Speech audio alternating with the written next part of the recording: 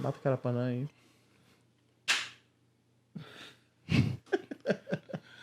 Bom, começamos mais um podcast.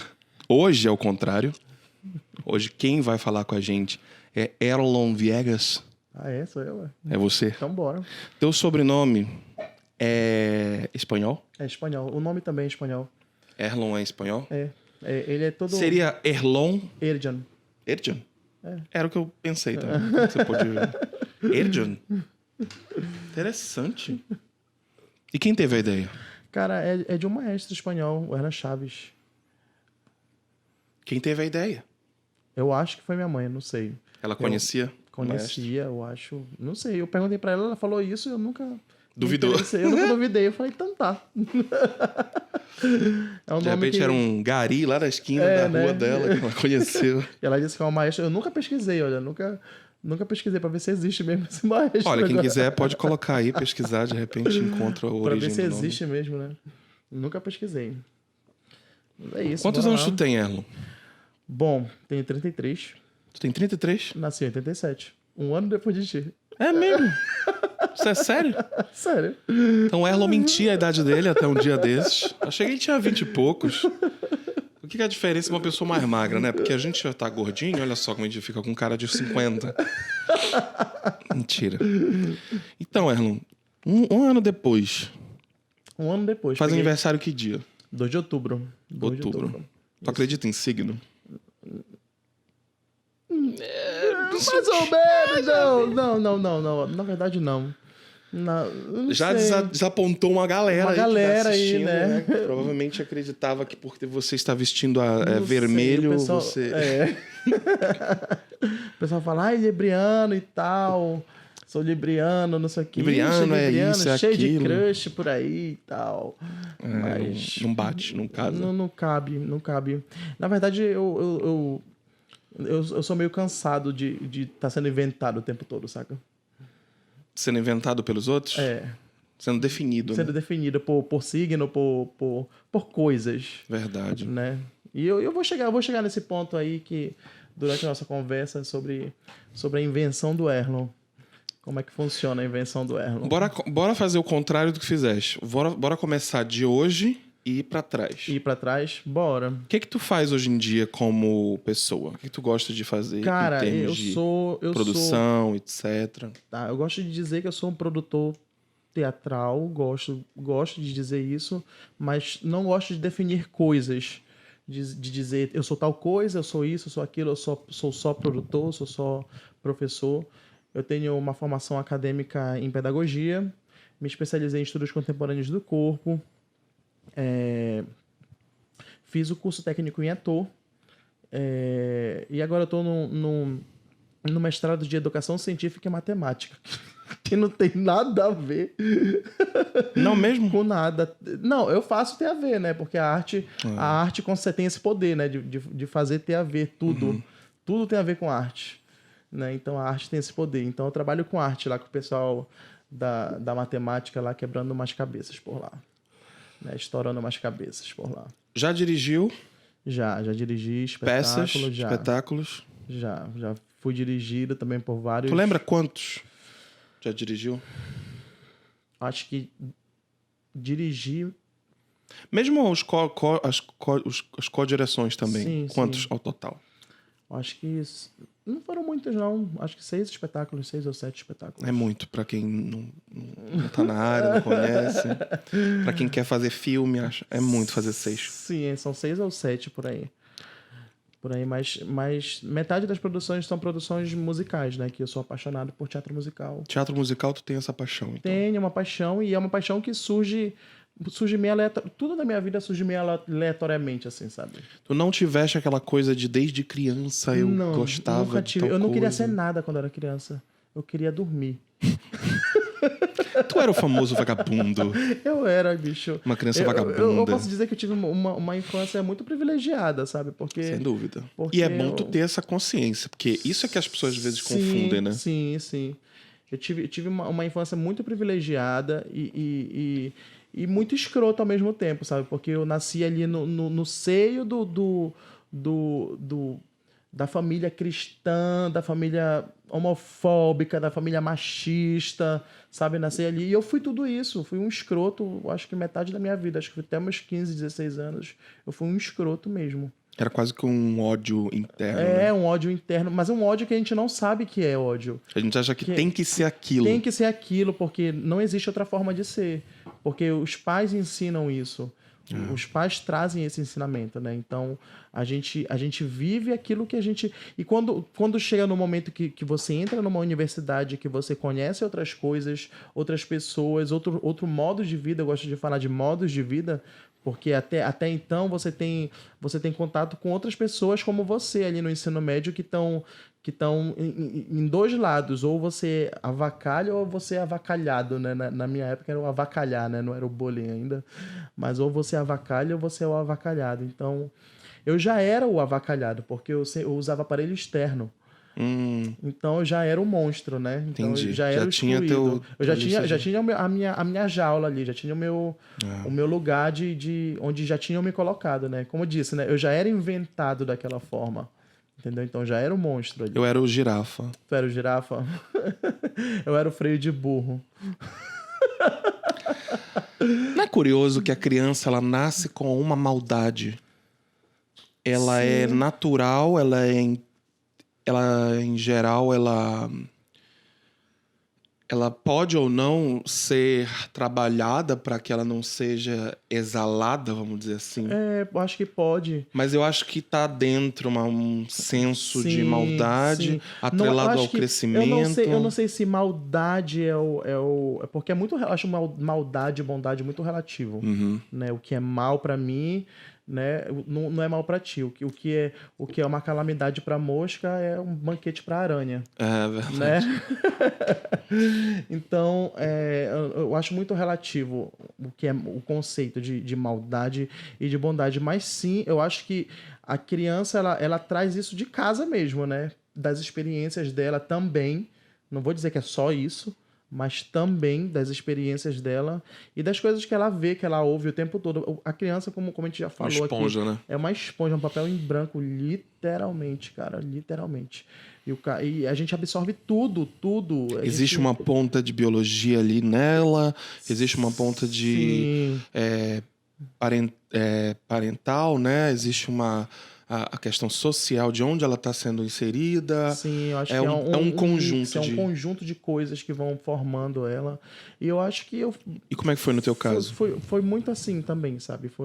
Eu fui formado de muitas formas. Eu cresci ali dentro da igreja, quase fui coroinha, né? Não fui porque já... Também quase fui coroinha. Porque já, quando eu fiz a crisma, já comecei a questionar muita coisa, e aí eu não era muito bem visto na igreja mais, porque eu já questionava as coisas que chegavam até mim. Hoje eu digo que eu sou cristão porque eu acredito em Deus, né? Não sei se é o mesmo Deus que as outras pessoas acreditam, mas o Deus que eu acredito pode ser uma coisa e o que outra pessoa acredita pode ser outra coisa, entendeu? Pelo menos o Deus que eu acredito não é o Deus da vingança que vai voltar aí com um monte de raio na mão e... É como falam, terminar a galera, assim, tem uma né? frase que eu acho interessante, que é assim... Ah, você acredita em Deus? Acredita. Então você não é ateu. Ah, não sou ateu. Você só é ateu para os outros 99% de deuses que já existem e você não aceita. Tipo isso, sabe? Tipo, eu acho que Deus pode ser... Só o seu que é o válido. Só o seu que é o válido, saca? Eu acho que Deus pode ser alguma coisa, entende? Eu tenho esse conceito de que Deus pode ser alguma coisa. Pode ser sei lá, um alienígena, de repente, que veio e colocou a gente aqui. Não sei. Mas ele por inteligência, por tecnologia, por ciência, ele é um ser maior que a gente. Né? Então, pode ser isso, pode ser um ser que a gente não entende, alguma coisa que a gente não entende, um espectro que a gente não entende, pode ser luz, pode ser. Então, eu acredito que tem alguma coisa lá, entendeu? Eu não sei o que é, mas tem alguma coisa lá. Entendi. Entendeu? Então, eu penso dessa forma, né? E aí, o período de infância que tu tiveste, ela foi conturbada, ela foi simples, ela não foi? Como é que ela foi? Foi muito simples, foi muito simples. Eu costumo dizer que eu fui criança até muito tarde. Eu sei, tu era tipo assim, bobinho. Bobinho, muito bobinho. Fui criança, Que bom, né? Por um lado é bom e por outro não. Por outro não, né? Muitas A experiências... gente é ingênuo e a gente é surpreendido constantemente, né? Pela vida, né? A vida dá muita canelada na gente. Quando a gente é assim, Exato. às vezes é legal ser o mal, sabe? É legal já ter ali na adolescência a maldade, entre aspas, assim, sabe? Porque tu não pega tanta canelada assim quanto tu pega quando tu é muito ingênuo e encontra pessoas ali no teu caminho que vão usufruir do que tu tem a oferecer e depois dar uma canelada em ti. Então é bem complicado. Mas eu costumo dizer que a minha infância foi uma infância comum, mediana, sabe? Enfim, eu sou branco, então eu não tive grandes desafios, né? Como uma pessoa negra tem, né? Então eu costumo dizer que foi uma infância mediana, mas como eu disse, foi uma infância que durou muito tempo, né? Eu acho que nos meus 17, 18 anos eu ainda brincava de pera-se-esconde na rua. E sem problema nenhum, sabe? Juntava uma galera lá pra brincar de pera-se-esconde. E, enfim. Brincava com os mais novos também. Eu brincava com os mais novos também. Cara, hoje eu trabalho com animação infantil, então também, né? Qual a Então, importância pra ti de a gente não deixar morrer um lado criança na gente? um lado é criança, cara. Se é que tu entende por esse conceito, pode ser que tu encare as coisas Não, diferentes. eu encaro dessa forma. Eu acho que o nosso lado criança, ele é muito parecido com o conceito do que é do que é o clown, que é o palhaço no teatro, saca? A criança, ela sabe fazer tudo. Eu acho isso muito interessante e muito inteligente, sabe? Pela parte da criança, sabe? Você trabalha com imaginação o tempo todo. Se tu disser pra uma criança assim, olha, vem dali até aqui onde eu tô voando, ela vai vir voando do jeito dela. E é meio que esse o conceito do clown também, do palhaço. Se eu disser pro palhaço pra ele vir voando, ele vai arranjar um jeito de vir voando dali até aqui, do ponto A ao ponto B. A criança também vai dar um jeito de vir voando do ponto A ao ponto B. Ao passo que o adulto, ele não vai saber fazer isso. Olha, vem dali voando, ele já vai ter um monte de questionamento na frente dele, sabe? Como assim voando? Sou Como palhaço? assim? Não. Como assim? Como assim voando? O que tu queres? Tu quer que eu represente que eu tô voando? Tu queres que eu voe mesmo de verdade? Tu queres que eu... Saca? São muitos questionamentos e a imaginação, ela tá em último plano. Entendeu? Então, quem trabalha com A gente arte... perde isso com a vida, com a vida. E tu culparias quem? A vida. Tu culparia a vida, A vida. a maturidade. Os modos de vida. Os modos de vida são assim, eles vão tolhindo.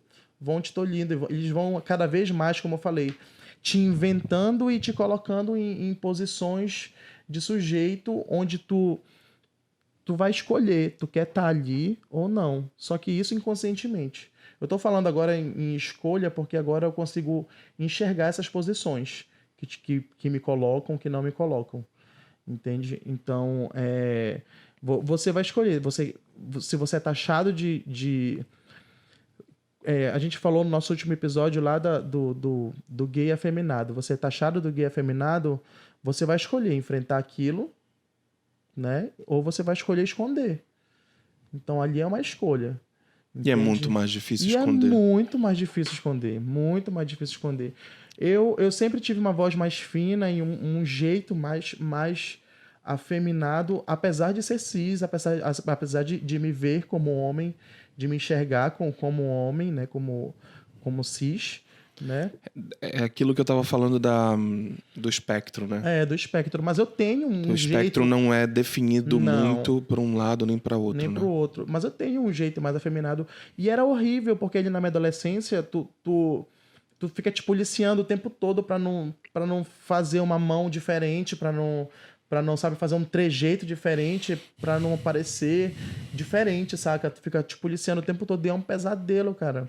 Eu tinha mania de falar dormindo e eu morria de medo de dormir perto dos meus pais, porque eu tinha medo de falar alguma coisa, saca? Que eu sentia, que eu via, que eu, sei lá, sabe?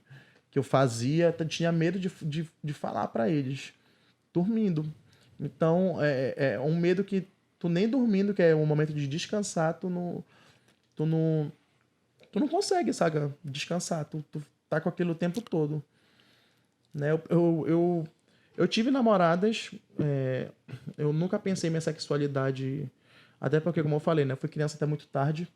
Então, quando eu tive minhas namoradas, eu ainda não sentia que eu tinha que experimentar com homem ou com mulher, porque, como eu disse, eu não nasci ali naquele, apesar de ter todo esse trejeito, pra mim, o normal era eu namorar com uma menina. Então, eu tive minhas namoradas, até que eu tive uma relação com um rapaz. E foi muito de repente, assim, na minha vida. E Escondido. escondido. E a primeira vez, isso marca muito na minha cabeça, porque a primeira vez que eu beijei um rapaz, eu fiquei com nojo, sabe? Com nojo de mim. E, tipo, tem toda a culpa cristã na minha costa. Eu achava que ia ser igual Arraste-me para o Inferno, que abria um buraco no chão, via aquela mão, me pegava. Na cabeça dessa galera é mais ou menos assim que eles imaginam. É mais ou menos assim que eles imaginam. E é isso mesmo, sabe? Eu pensava muito dessa forma, assim, né? Então, a culpa cristã, ela contribuiu muito para que eu vivesse com esse medo, saca? E eu acho que isso pra frente, assim, claro, mais pra frente, quando começou quando eu comecei a me questionar de verdade o que eu quero, o que eu não quero, o que eu preciso ser, o que eu não preciso Foi ser. mais ou menos com quantos anos isso? Cara, já foi com 20 anos, foi bem tarde. Foi, como eu falei, eu também tive... Foi bem tarde. E antes, assim, eu não me interessava, assim, sabe? Não me interessava mesmo, sabe? Eu não ligava pra sexualidade. Eu queria aproveitar a minha infância ali, entre aspas, né? Até o máximo que eu pudesse, assim, saca? Então, tanto que eu não queria ser nada, saca? Eu Não entrei... queria ser adulto, né? Não, eu não tinha interesse em ser adulto, achava chato Não ser sei adulto. como é. E aí, eu entrei ali na universidade também por pressão familiar, porque eu não queria ser nada. E entrei Mas num como é que foi a tua experiência quando tu entraste na faculdade? Cara, foi de que a faculdade? foi Desculpa. de pedagogia. Foi aí que mudou Pedagogia. tudo, sabe? Aí que mudou tudo. Tu começa a ter disciplinas e tu começa a lidar com gente adulta e aí tu começa a mudar de verdade as coisas dentro de ti, né? Porque tu não tá mais com a galera do ensino médio, tu não tá Tu tá mais vendo as pessoas de outras maneiras, de né? outras maneiras que tu não enxerga ali no ensino médio, sabe? E aí, lá no meio do curso de pedagogia, que eu fiz também, porque a família queria que eu fizesse direito, tá, vou fazer direito, e a segunda opção, pedagogia. E eu passei com o quê? Na segunda opção também. É nóis, é nóis. É nóis. É nóis, sempre. Passei no curso de segunda opção. Nós sempre a segunda opção. Eu sempre fui mediano na minha vida inteira. Eu sempre Pra estudos. Pra estudo. Eu sempre fui mediano. Eu nunca fui o aluno que tira nota vermelha pra repetir, porque eu nunca repeti uma série, né? Tive minhas notas vermelhas ali já pelo primeiro ano. Acho que a primeira vez que eu tirei nota vermelha valendo foi no primeiro ano. Mas também não era um nerd. Não, também não era um nerd. E assim, eu não tive professores que viessem me falar e viessem ver minha dificuldade, porque, por exemplo, eu tinha algumas dificuldades que eu não entendia. Eu não conseguia ler alguma coisa em público, por exemplo. Tipo Dislexia? assim. A pessoa me dava um papel, eu embaralhava tudo, saca? E eu não consigo ler, e eu pulo a linha, ou então eu inverto as palavras, saca? É uma coisa muito doida. E eu não consigo parar, sentar e prestar atenção numa aula. Entendeu? Se não Até tiver. hoje? Até hoje. Se não tiver uma interação, se não tiver alguma coisa, eu não consigo parar e sentar numa aula. E aí, depois de adulto, que eu fui procurar psiquiatra, psicólogo e tudo mais, porque eu tive um probleminha com depressão, eu descobri que eu tenho dislexia e TDAH. Eu não presto atenção em nada, saca? Então eu fui mediano a minha vida toda, eu fui taxado de burro a minha vida toda. Por exemplo, eu não consegui aprender matemática. Eu tô no mestrado de Educação Científica e Matemática, né? Eu passei minha vida inteira colando em matemática. Alguma coisa não está certa nesse erro. Alguma coisa tá errada aí. Algum erro tá certo nesse erro. Minha vida inteira eu passei colando em matemática. Eu acho que não teve nenhuma prova da minha vida que eu lembre assim, não, eu fiz essa prova aqui por mérito de passar em matemática. Eu colei em matemática a minha vida inteira. Eu nunca aprendi matemática. Nunca aprendi. Tu acha que o formato vamos falar agora assim, abrir um parênteses no meio do nosso papo pessoal para falar sobre esse assunto. Tu não acha que a gente se culpa por isso às vezes? E no fundo a culpa nem era pra ser nossa, não era pra estar nas nossas costas, porque assim, sinceramente, esse formato escolar, ele é muito defasado, cara. Eu acho.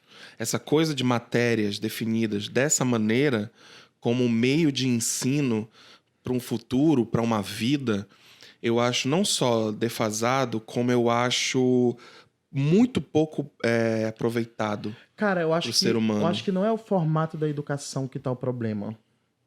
É defasado, mas acho que não Mas tá... assim, se tu pegar a quantidade de horas que de uma criança e um adolescente tem ao longo de todo o período que ela entra numa escola, desde o maternal, do comecinho até o terceiro ano, estudando, a quantidade de horas, que é absurdo se a gente parar para somar, que é a vida inteira daquela pessoa, ela sucumbe em uma palavra: vestibular. Sim. E aí a pessoa, desemboca ali, né? ela tem igual, eu costumo dizer que é tipo um muro. O nome do muro é vestibular. E atrás desse muro, a vida começa. Então fica parecendo que o sistema, ou chame como quiser, criou essa metodologia para que nosso desenvolvimento ele fosse sempre limitado ali. A gente nunca enxergasse como a vida realmente é em cima desse muro. Aham. E aí, quando a gente entra na faculdade, parece que é outra coisa. Outra coisa. Mas se era para ser outra coisa, não foi tempo perdido, entre aspas? Foi. Por quê? Porque não existiu nenhum tipo de preocupação de nos fortalecer psicologicamente, que é uma coisa que vai ser recorrente aqui, eu vou sempre falar, que eu acho que todo curso, todo colégio deveria ter psicologia nas suas matérias, deveria ter em várias etapas da vida para que a pessoa saia dali fortalecida psicologicamente. É aí nessa matéria que ela desconstrói um monte de preconceito, é aí nessa matéria que ela criaria um senso de compreensão entre o que meu pai e minha mãe quer de mim, o que minha família quer de mim e o que eu quero para mim. São questionamentos sérios, envolveria filosofia de um jeito interessante, aplicável. Então, assim, eu acho que tem formas que você poderia reformar a educação que trouxessem de volta a praticidade do ensino. Porque quando tu encontra algo que te interessa de fato para aprender, por mais que tu tenha dislexia, que tu tenha coisa... quando tu encontra a conexão entre o que tu tá aprendendo e a aplicabilidade daquilo... Se torna viável. Se torna prazeroso, e cara. viável pra ti, pra tua cabeça. E aí tu tem que construir isso só quando tu já tem 20 anos, 19 anos, que tu tem que começar a construir o gosto pelo ensino, pela educação, de um jeito que não seja sacal, que não seja forçado. E aí acaba que a pessoa desenvolve vícios que são totalmente infundados, como, por exemplo, eu não consigo aprender sozinho, não tem esse negócio de autodidata comigo. Quer dizer, por quê? Porque a pessoa ficou limitada a vida inteira a depender de uma estruturação de capítulos. Alguém vir dizer para ela o que ela tem que ler, alguém vir dizer para ela o que ela tem que pesquisar. Isso até se perdura na faculdade também, se a gente for ver um pouquinho. Sim. Então, eu acho que quando tu te desamarra dessa forma de ensino, é quando o ensino se torna prazeroso. E aí, infelizmente, é só quando a gente já está mais velho. Na verdade, o grande problema está na formação do pensamento mesmo, sabe? Eu acho que... Sim, isso. A formação do pensamento que a escola vem trazendo e tal. O grande problema pode estar aí. Claro que esse não é o único. Tem milhares de problemas metodológicos, né? Problemas de recurso, de ideologia, porque a escola às vezes é católica e não quer que o ensino religioso seja democrático e fica demonizando a macumba, por exemplo. Sim. Coisas desse tipo, entendeu? Então, tá na formação do pensamento, né? Que é uma formação de pensamento cartesiano, é uma formação de pensamento que tá ali... que tá ali... Tu aprende, por exemplo... Cara, tu aprende história. Ok. Aí tu chega numa universidade ou agora numa pós-graduação, aí tu começa a estudar filosofia mesmo a fundo, tu começa a ler os pensadores pós-críticos e tal, e aí tu começa a ver assim, eu aprendi história, mas tu aprendeu história mesmo ou tu aprendeu uma parte da história? Onde é que eu quero chegar? Vou falar do meu curso, né? A gente tem a história da ciência, né? E aí esses pensadores, eles começam a questionar esse tipo de formato. Então, quando tu começa a questionar isso, que é isso que a gente está fazendo aqui, questionar o formato, tu começa a pensar em outras coisas. Tu começa a abrir a tua mente para outras coisas. Então, eu estudei a história ou eu estudei a história do homem branco na história? Saca? Eu estudei a história mesmo. Ou a história que o europeu achou A melhor história que o contar. europeu achou melhor contar. A história que tá escrita no livro ali, entendeu? Porque não é a história da mulher na ciência. Não é a história do negro na ciência. Na sociedade. Ou na sociedade, sabe? A história do negro na tua cidade, a história do branco na tua cidade, a história da mulher na tua cidade. Tu aprende uma história geralzona. E uma história que é um ponto de vista e ponto. Só que isso não é mostrado pra gente lá no começo, lá. Quem descobriu o Brasil? Pedro Álvares Cabral. Porra nenhuma. Saca? Porra nenhuma. Saca? Então, é um pouco disso que eu penso, saca? A gente começa a enxergar essas coisas muito tarde.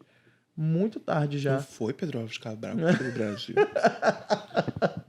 Não foi Cristóvão Colombo que descobriu a América. Não foi? Eu acho irônico ele descobrir um negócio e já tinha gente aqui. Já tinha gente aqui, né? Então, peraí. Pera lá, esse pessoal... que Tem tá alguma coisa errada nisso. E ninguém nunca questionou. Psh, cala a boca. Cala a boca, ele descobriu e pronto. Ele descobriu. Shh, cala Tinha a boca. uma lona em cima do Brasil, ele veio Ele puxando. descobriu. Ele amarrou os navios e foi puxando, aí saiu. Saiu. Então, assim, eu sempre... Hoje, já tendo essa visão, sabe... E de muita coisa, saca? Tu começa a ter uma visão diferenciada de educação. E hoje eu já começo a tentar passar isso pro meu aluno, porque, enfim, eu trabalho com teatro, como professor de teatro também, né? Trabalho como recreador numa instituição aqui. Então, tu já começa a querer passar esse tipo de pensamento pro teu aluno, para ele começar a enxergar de forma diferenciada. Mas eu não sei se meus professores tiveram essa oportunidade. Saca? Quando o professor chega assim, eu faço um curso de reciclagem. Caralho, o professor é um lixo, né? Ele precisa se reciclar. Caralho, sabe? E, tipo, tu não vê, por exemplo, o médico tirando sarro com a profissão dele. Saca? Tu não vê o médico assim, tirando piadinha, mas o professor, ele tira muita piadinha com ele. Saca? Muita piadinha. E isso acaba uma criando... desvalorização, Não, acaba criando um discurso que coloca o professor nessa posição. Saca? Coloca o professor nessa posição. Então, enquanto a gente não mudar o discurso, girar essa chave do discurso, saca? O professor vai continuar nessa posição aí, sabe? De se criar de piadinha, de que ele precisa ser reciclado.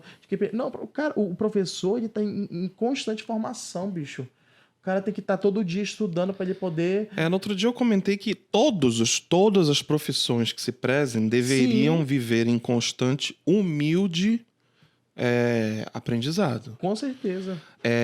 O pior... O momento que eu tô sentindo que a gente tá vivendo agora, enquanto a gente tá gravando esse episódio, que é final de 2020, do demônio, do diabo, do inferno, é um momento que a gente percebe muito isso na medicina. Que eu percebo que com a politização da ciência recentemente, ou a tentativa de politizar assuntos científicos referentes à vacina, referentes à metodologia, à aplicabilidade de métodos de ciência, eu vejo que tem muito profissional da área que estava estagnado, estava desatualizado, mas tem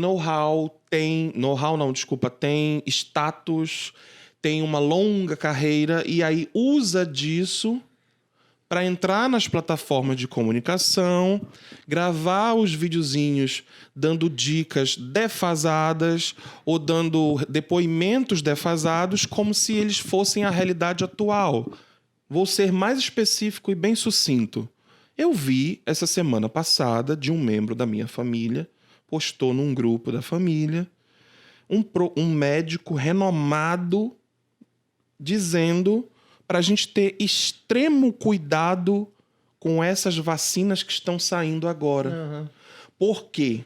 Aí a gente olhava no jeito dele se comunicar, olhava na postura, na escolha de palavras, no conteúdo do que ele estava falando, que ele estava com uma postura defasada. Não interessa se ele era o bambambam não sei de onde. Sabe por quê? Porque ele estava dizendo que... Porque, assim, vacinas costumam levar 3 anos para serem produzidas. Doutor, quando não existia 4G, né, doutor? Quando não existia uma pandemia aloprando o mundo inteiro e fazendo com que todas as cabeças pensantes da área se fortalecessem, se comunicassem, se entrelaçassem para justamente produzir em tempo recorde. Então era um caso atípico. E ele estava contribuindo para gerar nas pessoas uma dúvida, um negacionismo, né? uma contaminação de pensamento que é muito séria. Tu vai olhar, essas porque são as tu mesmas tá pessoas ouvindo essa pessoa acreditando no ethos dela, acreditando na construção de profissão dessa pessoa, no histórico dela, e ele tá utilizando disso para justamente disseminar uma pulga atrás da orelha. Sim. Ele não tá dizendo para você não se vacinar. Sim. Ele só tá plantando uma pulga atrás da tua orelha. Olha, tu vai virar jacaré. Entendeu? Saca? São as mesmas pessoas, Marcelo. São as mesmas pessoas que ali no início da pandemia estavam falando: mas catapora matou mais do que... Relativizando, saca? É a mesma Usando galera. falácias atrás de falácias. Exatamente. É a mesma galera. Olha, a gripe mata não sei quantas pessoas. Sim. Tantas pessoas morrem no mundo todo dia e as pessoas... morrem. Isso é uma falácia da mais idiota do mundo, né? Com certeza absoluta, Quando tu relativiza uma coisa. Relativiza uma coisa. Eu só não lembro qual é o nome dessa falácia. Mas no livro da... Olha ali, Persuasão, aquele livro que tá ali. Da Maite Carvalho, ela destrincha todas as falácias mais importantes que o ser humano adora utilizar para poder te convencer, para tentar te persuadir. Cara, na verdade, como eu tenho uma leitura de algumas coisas por pouco, né? Claro... Não sou especialista em nada, até porque, como eu falei, a minha formação, ela é toda... ela é um leque. Tudo saca? bem. Eu sei muita coisa de muita coisa, saca? Tudo bem. Mas eu gosto de pensar nisso como discurso. E discurso que eu tô falando é como um discurso em termos de conceito de discurso, entendeu? E o discurso, ele sempre vai emanar poder, entendeu? Então, por trás de toda falácia existe poder. Entendeu? Existe poder por trás daquilo ali. Existe uma tentativa de persuasão. Uma tentativa de persuasão. Sim. Por algum interesse que a gente não sabe o que a pessoa quer, mas existe poder ali junto com o discurso. Sempre existe poder junto com o discurso. Então, sempre quando a gente escuta essas falácias, essas coisas, é justamente por isso, porque a pessoa não se atualizou, a pessoa prefere ficar ali na verdade dela, entendeu? A pessoa nega as outras verdades para estar na verdade dela. Saca? Então, existe... Seria interessante ver se esse doutor aí participou das últimas 5 convenções de medicina no mundo. Ele é tão importante assim, né? Como diz o próprio discurso. Eu disse, isso aqui eu estou usando de uma falácia ad hominem, inclusive. Eu estou atacando a pessoa que está dizendo a coisa. Mas eu estou questionando eu estou questionando a postura dela enquanto profissional. Sim. Eu não estou chegando lá e falando assim, sim, mas você trai a sua mulher?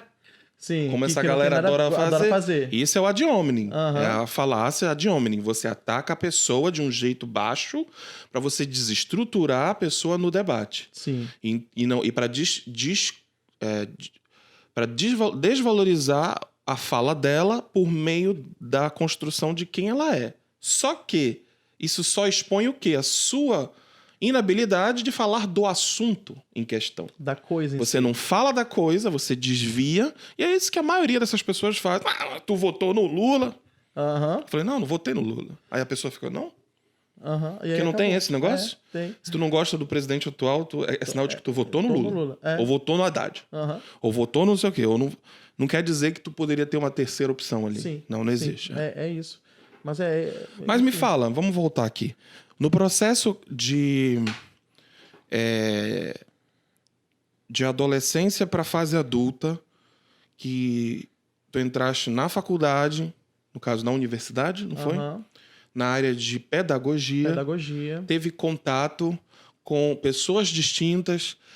Quando o conservador, de maneira, na minha opinião, equivocada, coloca a culpa na faculdade para levar o meu filho para o outro caminho, ou para estragar o meu filho, Sim. no fundo, não significa que a faculdade estava cumprindo o papel de furar a bolha daquela pessoa. É exatamente isso que rola. Porque aquele mundo que foi todo construído de proteção, aquele domo de proteção que os pais tentaram privar aquela pessoa de não conhecer o diferente e viver naquele mundinho fechado. Será que não é esse que é o problema? Que as pessoas não percebem que isso é o problema do conservadorismo, cara. E isso é fundamental porque o mundo é plural. Sim. Eu gosto de dizer que o homem, ele é uno. E uno quer dizer que cada um é uma coisa, cara. Cada um é uma coisa. Então, assim, eu não questiono os movimentos, eu acho que são super importantes os movimentos, mas eu penso assim, quando tu cria o movimento ali, tá, a gente tem um movimento LGBT, tem um movimento feminista, tem um movimento negro, tem vários movimentos, né? Dentro desses movimentos, existem regras para se adequar ao movimento, saca? E sempre vai, como o homem é uno, sempre vai ter alguém que não vai se adequar ali, e aí ele vai estar no lugar de existência que não existe. E como isso foi criado pelo homem, tem falhas. Tem falhas. Como o homem é falho. Sim. Saca, eu penso assim, sabe? É importante, não estou desmerecendo aqui de forma alguma movimento, mas é legal se pensar que o homem, ele é uno, saca?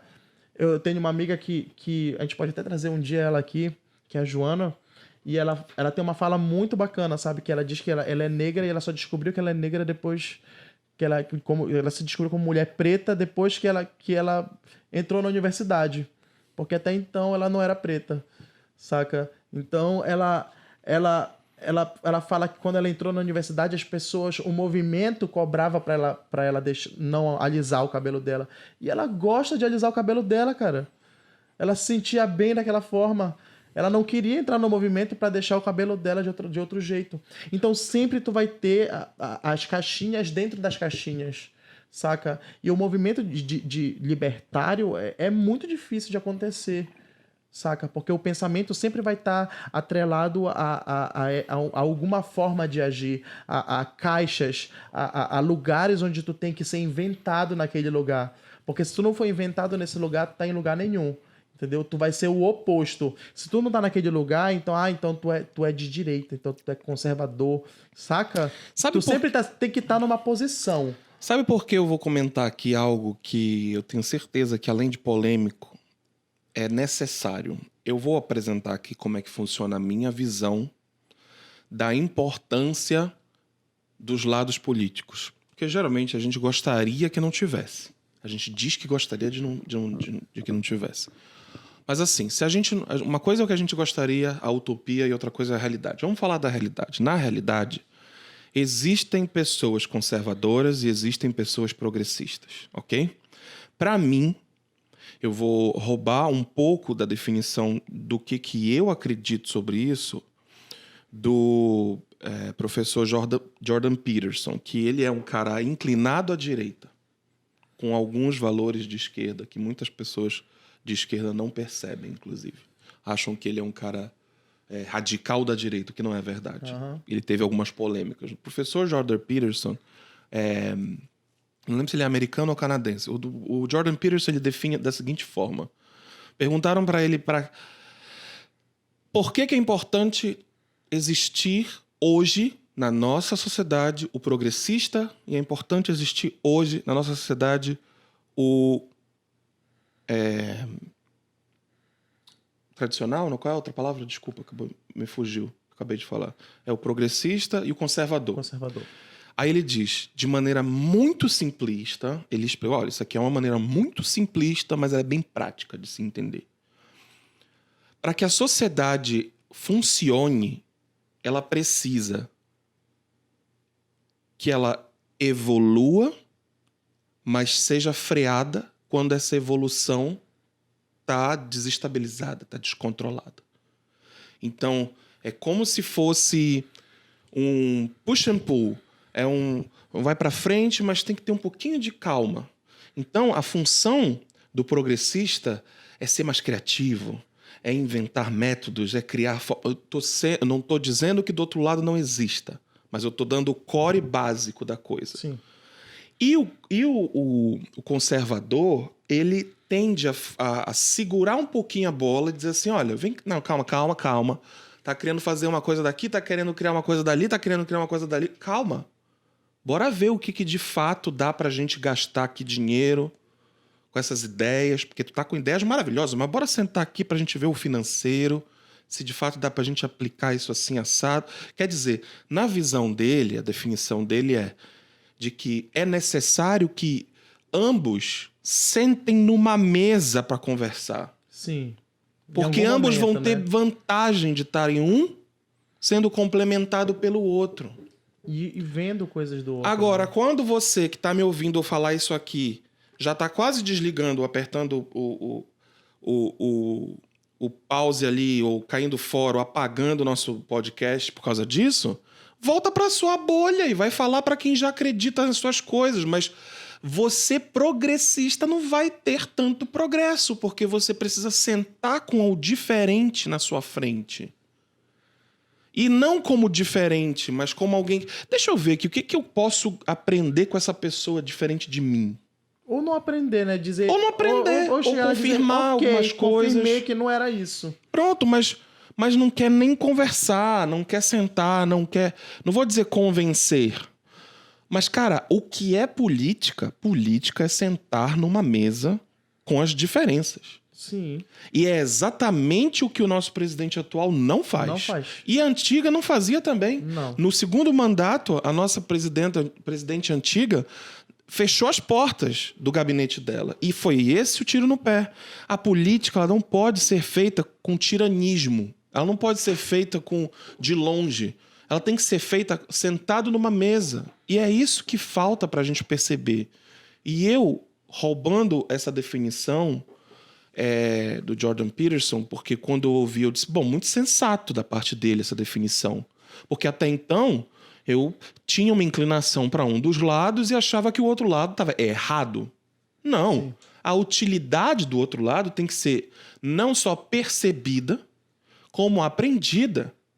E aí eu tô dando uma definição de que não é extremo mesmo, porque não sou, tá? Se você é extremo, tudo bem. Eu falo por mim, eu não posso falar pelos outros. Não sei se tu concorda ou o que tu pensa sobre isso que eu comentei sobre essa questão. Porque geralmente a gente não percebe que possa existir uma função de alguém diferente da gente, né? Eu acho que é um movimento muito difícil, cara, porque o pensamento é dual e pronto, ou é isso ou é aquilo, e não existe o e. Pode ser isso e aquilo e aquilo clubista, outro. Né? Saca? Ou é isso ou é aquilo. Então, eu acho que esse foi o tiro no pé, porque, querendo ou não, a esquerda tava ali já dentro de uma bolha e não tava vendo o que tava acontecendo fora, cara. Sabe? Não tava sentando para conversar, como tu falou, sabe? Não tava sentando para conversar com a direita, para saber. Foi esse o tiro no pé. Saca? Verdade. A gente tá nessa cagada agora por conta disso. Saca? Por conta disso. E eu acho isso, saca? O pensamento é muito dual ainda, sabe? E é muito difícil quebrar isso. É muito difícil. É difícil pensar.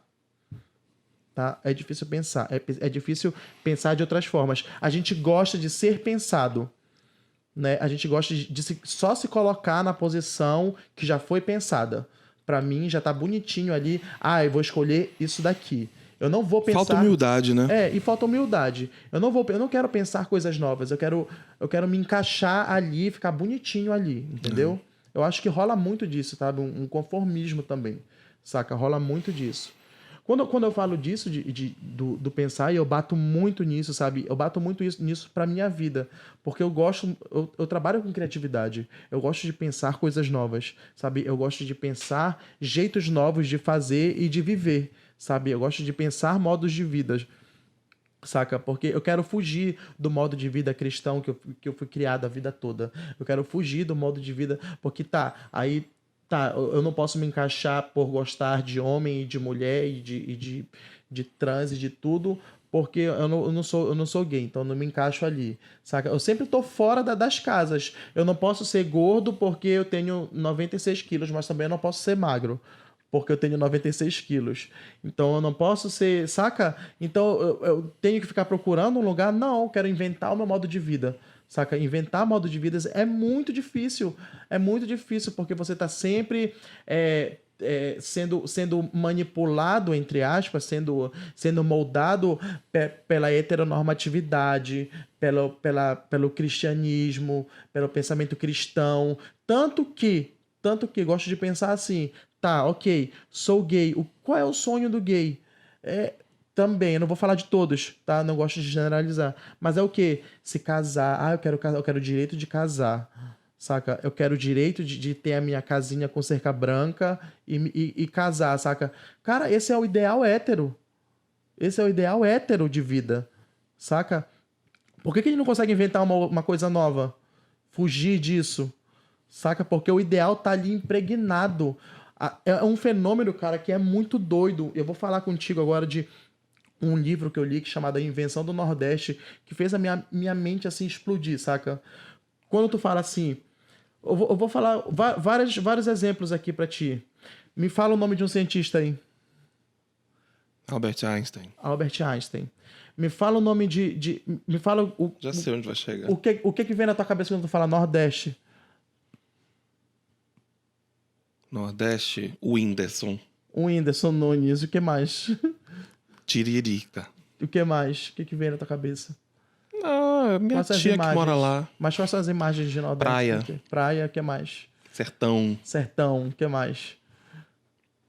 Pluralidade, porque o Nordeste é muito plural.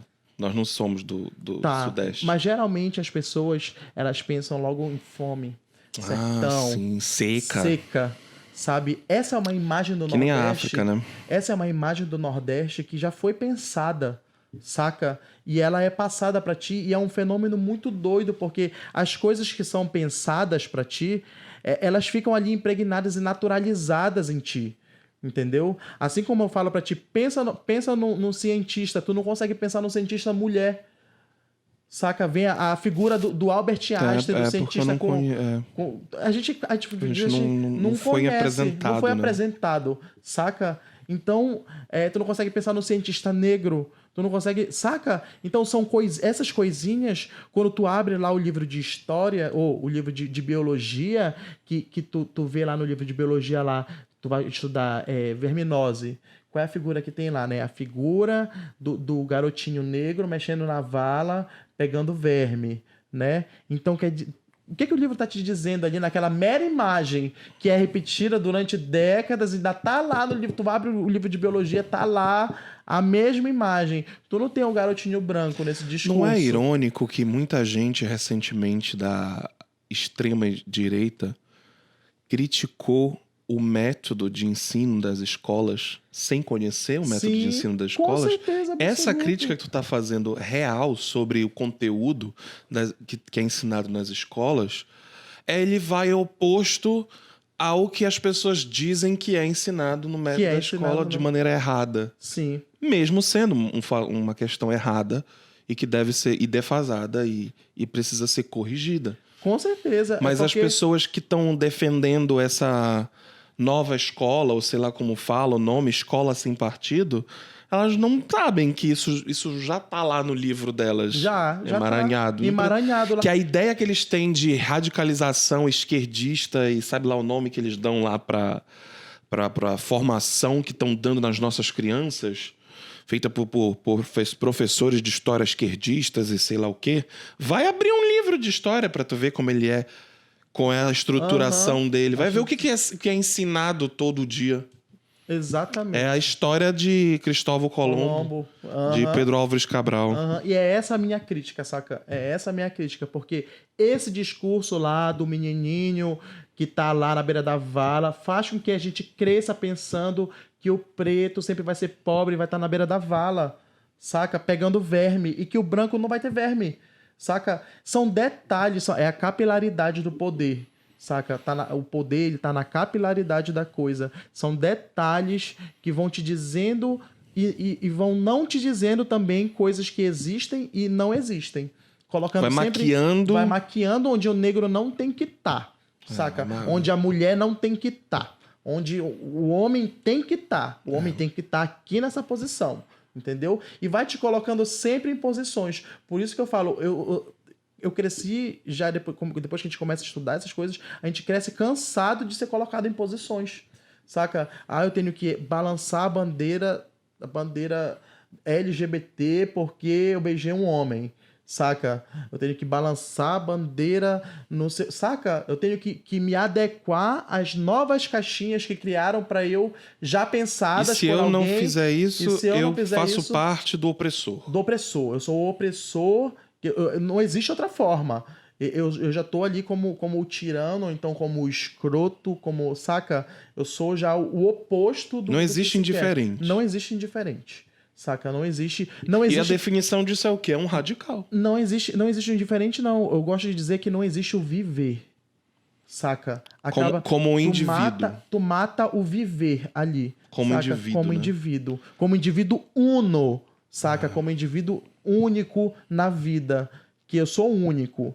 As pessoas querem colocar a gente dentro das categorias. As pessoas querem o tempo todo categorizar, porque isso faz com que elas se sintam seguras e elas querem fazer com que as pessoas ao redor estejam categorizadas também. E as pessoas acham que isso tá enfraquecendo a causa. A causa, exatamente.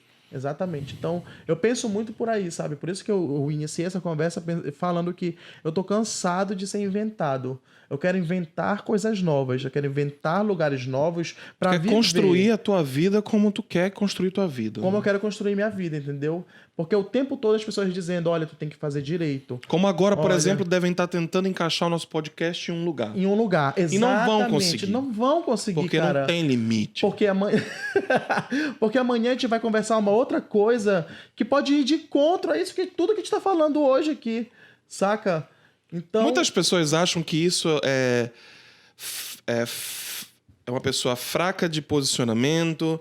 Muitas pessoas acham que isso aí é uma pessoa maleável, com dificuldade de postura e sabe lá o que for. Eu vou te falar qual é o problema aqui. O problema é que quando tu te limita a fechar a tua definição para as coisas na tua vida, além de tu te tornar uma pessoa limitada e conformada, tu fica estagnada de uma maneira que não vai ser benéfico para ninguém ao teu redor e para ti mesmo também não. Quando tu pensa que tu tá sendo cômodo para ti mesmo em definir que família é pai, mãe, mimimi, mamô. Não, olha, porque vem sempre o hétero preconceituoso falar isso. Família é homem e mulher, porque tem buraquinho aqui, tem pauzinho aqui. Aí pauzinho entra aqui e faz a criança. Como é que foi feita a criança? E blá, blá, blá, blá, blá. Enquanto tu tá perdendo esse tempo com isso...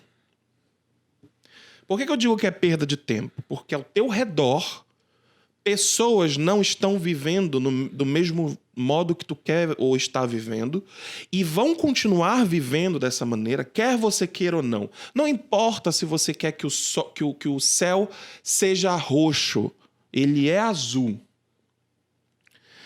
E aí tu compre um óculos para botar um filtrozinho para tu olhar para o céu e olha, ele é roxo. Não vai significar que para o resto do mundo que olha para o céu vai ser roxo. Não vai ser só o teu filtro. Quando tu coloca o teu óculos escuro que tem um filtro roxo, onde que eu quero chegar? Essas pessoas que pensam dessa forma, elas vão viver frustradas, elas não vão contribuir em nada positivo para quem está ao redor delas. E isso é amargurante. E ela às vezes não percebe o mal que ela está se fazendo também. Já que ela é egoísta, já que ela está preocupada com a forma de viver dela e gostaria que o mundo todo fosse igual à forma que ela está vivendo, ela não percebe que isso é o tiro no pé. É isso que deixa ela viver de maneira frustrada. Quando ela vai dar um passeio na rua e ela esbarra em modos diferentes porque ela não viveu fora da bolha dela, E aí ela se incomoda. Ela se incomoda com a liberdade, com a felicidade alheia, com o jeito do outro ser. E isso é fruto da postura que ela designou para ela mesma. Então, essa pessoa que designou isso lá atrás e bateu o pé e, olha, é isso e acabou-se. Qualquer outra coisa é invenção, é sei lá o quê. Essa postura, ela não é benéfica para ninguém. Pra ninguém. Cara, inventar modo de vida nunca saca... É o teu modo de vida. Tu inventa coisa pra ti, saca? Eu quero viver dessa forma, eu não quero me encaixar aqui, eu quero me encaixar aqui, sabe? Aí sim são tuas escolhas. Aí tu consegue ter escolhas de fazer e de viver, saca? Eu gosto muito de falar de vida, porque, cara, modo de vida hoje pra mim, eu gosto de pensar isso pra minha vida, saca? Porque eu passei minha vida inteira em caixas e tentando me encaixar nos lugares e tentando fazer com que as pessoas pensassem que eu sou A ou então que eu sou B e tentando fazer com que as pessoas pensem alguma coisa de mim, pensem que eu sou tal tipo de pessoa, que eu sou o tipo de pessoa tal. E não é isso, saca? Não é isso. É um grande teatro eterno. É um grande teatro eterno, saca? Deve e ser sufocante. Tem uma hora assim que a gente cansa e fala assim, foda-se, a gente cansa da família, cansa de tudo, saca? E a gente manda pro foda-se, saca? Porque, enfim, hoje eu sinto que eu vivo bem, saca? Eu vivo bem com as minhas escolhas. Podem não ter sido escolhas boas, ou mais, ou sei lá, mais ou menos, mas foram escolhas que eu fiz, saca? Pra mim, entendeu? Por exemplo, tu falastes do momento em que tu fala isso pra tua família, da tua sexualidade, sabe? Eu nunca senti vontade de fazer isso. E ponto final. E eu sou criticado por isso. Porque eu nunca saí do armário, saca? Eu nunca cheguei pra minha família e disse, olha, cara, eu não senti vontade e foda-se, sabe? Eu tô pagando as minhas contas, sabe? Eu tô vivendo a minha vida e foda-se, saca? Eu nunca senti essa vontade, essa neura de que eu tenho que, saca? Eu também nunca senti que tava enganando eles, saca? Porque eu comecei a viver minha vida. E quando eu comecei a fazer um tratamento psicológico e psiquiátrico, que eu acho que Só teve uma confirmação, né? todo mundo tem que fazer, saca? Quando a minha psicóloga falou assim, cara, tu tem que resolver os teus demônios, tu não vai conseguir resolver os demônios da tua família, tu não vai conseguir resolver os demônios da tua mãe, do teu pai, eles vão ter que resolver isso na cabeça deles, tu não vai resolver isso na cabeça deles. Entendeu? Tu vai ter que fazer tu vai ficar se desgastando, né? Tu vai ficar te desgastando. Tu vai ter que aceitar o que eles são e não vai ter E as limitações deles. As limitações deles foram essas e tu vai ter que aceitar, cara. E é isso, saca? Esse foi o modo de vida que eles escolheram, sabe? Eu não gosto, como eu falei, não gosto nem de me colocar nessa posição de, eu vou ter que aceitar isso. Não, eles viveram dessa forma, ok, sabe? Saca? Então, eles estão ali com a maioria e eu sou a minoria nesse momento. Então, eles escolheram essa forma de vida, esse modo de vida, eles não conseguem enxergar outro modo de vida. É igual eu não vou resolver mais isso, cara, na cabeça deles. É igual na tecnologia, tem um negócio chamado template. Template é um modelo arrumadinho, pré-pronto, para facilitar, tu só encaixar as coisas depois. Sim. A gente vê template em Photoshop, a gente vê template em vídeo, a gente vê template nos aplicativos, a gente vê template, sabe aonde? No Word, quando a gente vai fazer um documento novo no Word, aí eles dão assim, opções de template, né? Aí tem lá assim, nome, 2 pontos, aí aqui que fica o gráfico, aqui que fica não sei o quê. A nossa cultura, ela é viciada em templates. Ela é viciada em templates de vida. E aí modelos. O que ela faz? Modelos. Aí o que ela faz? Ela obriga da pior maneira, que é a maneira silenciosa. É um disfarce de preocupação, é um disfarce de... Na verdade, o que é? É quando você vê uma pessoa que sentou para fofocar, tá? Uma pessoa senta para fofocar da vida alheia. Ou seja, para falar de terceiros. Aí ela fala a seguinte frase: fulano tá com 40 anos, ainda não casou, ainda não teve filho. Tá, e aí? E por que que isso... Aí as pessoas que defendem dizem assim: mas tu quer o quê? Essa pessoa viveu numa época em que isso era o quê? Então tá, mas isso aí é perpetuar uma coisa que pra ela já não foi bom. Só que ela não enxerga como bom ou ruim. Ela não percebe que foi ruim. Ela não viu acima do muro. Cara, pra mim... E aí, só assim, aí ela faz o seguinte: eu tive que ter uma escolha. Então agora vou perpetuar isso noutra pessoa. Se eu tive que tirar a minha carteira com 18 anos, eu vou cobrar de fulano. Por que fulano não tá tirando a carteira aos 18 anos? Pra mim, isso daí que tu tá falando, cara, é o eterno experimento do macaco, saca? Que bota os macacos lá, aí quando um macaco sobe lá pra pegar a banana, todo mundo pega balde d'água. Aí o outro macaco sobe lá e todo mundo pega um banho de água gelada. Não sei, água gelada ou choque, eu não tô lembrado agora. Quando Mas, a pessoa pega. quando Ou quando o um dos macaco macacos pega. sobe lá, pega uma banana, os outros recebem uma punição. Saca? O outro macaco vai lá, pega uma banana, todo mundo recebe punição. Tá, aí chega um momento em que ninguém mais sobe lá pra pegar a banana, porque sabe que vão receber punição. O que eles fazem? Eles trocam um dos macacos, colocam um macaco que não recebeu punição lá. A primeira coisa que o macaco vai fazer vai ser subir e pegar a banana. E aí os outros macacos dão porrada nesse outro macaco pra ele não pegar, porque sabe que vem punição pela frente. Aí eles fazem isso com o primeiro, com o segundo, apanha também com o terceiro, até que se troca todos os macacos e na segunda geração de macacos eles estão se batendo e não sabem nem por quê que eles não receberam punição, mas eles não sabem nem por que não pode subir lá e pegar a banana. Eles não sabem por quê. Eles só sabem que não pode subir lá e pegar a banana. Saca? E parece que a gente vive num eterno experimento do macaco, saca? A gente faz coisas na nossa vida E a que gente não sabe perpetua modus operandi de vida. templates, exemplos de vida. A gente perpetua. Quando eu digo perpetuar, é passar para dentro da tua casa. Tu não é obrigado a fazer teu filho ou tua filha tomar uma decisão só porque tu tiveste que tomar essa decisão. Muito pelo contrário. Se hoje tu sente que essa decisão não foi boa, deveria fazer questão dessa pessoa não ser obrigada a tomar a mesma escolha. Se você ama. Porque você ama, você quer o bem. Então, às vezes eu sinto que as pessoas, elas amam, mas elas não amam tanto quanto se amam. É meio egoísta, sabe? Sim. Então, o podar de asas, ele é uma constante nas famílias.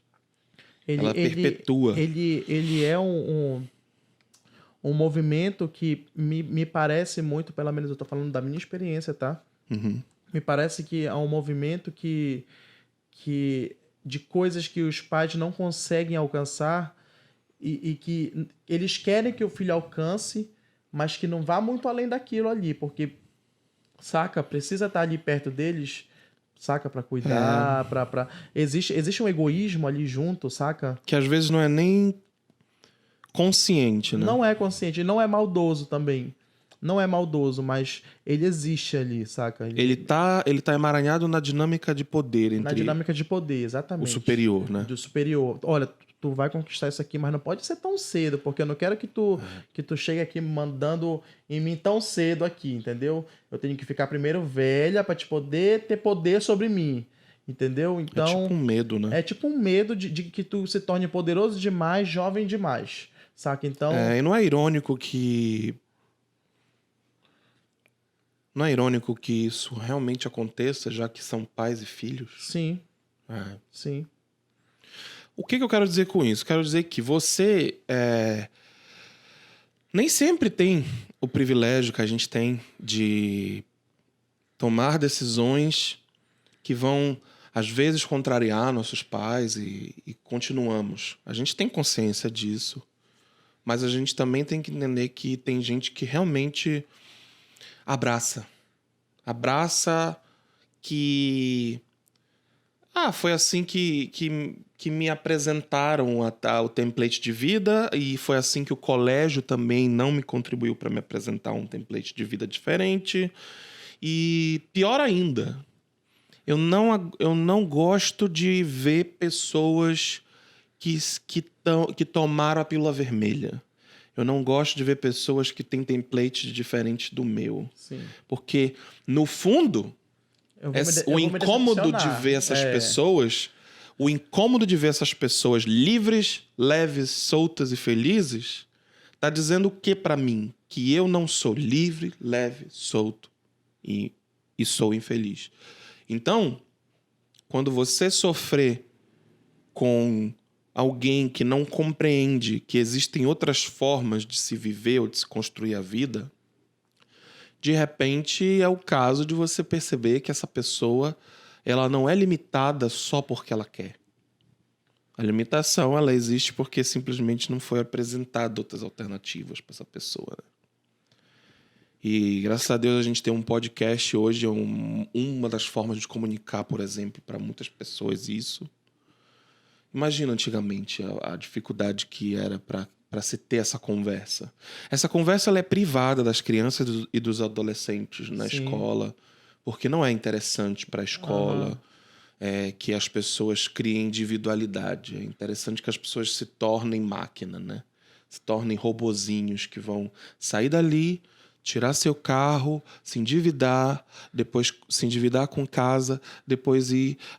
Nos Estados Unidos é até pior, que eles têm um negócio lá que toda faculdade é paga, inclusive as públicas.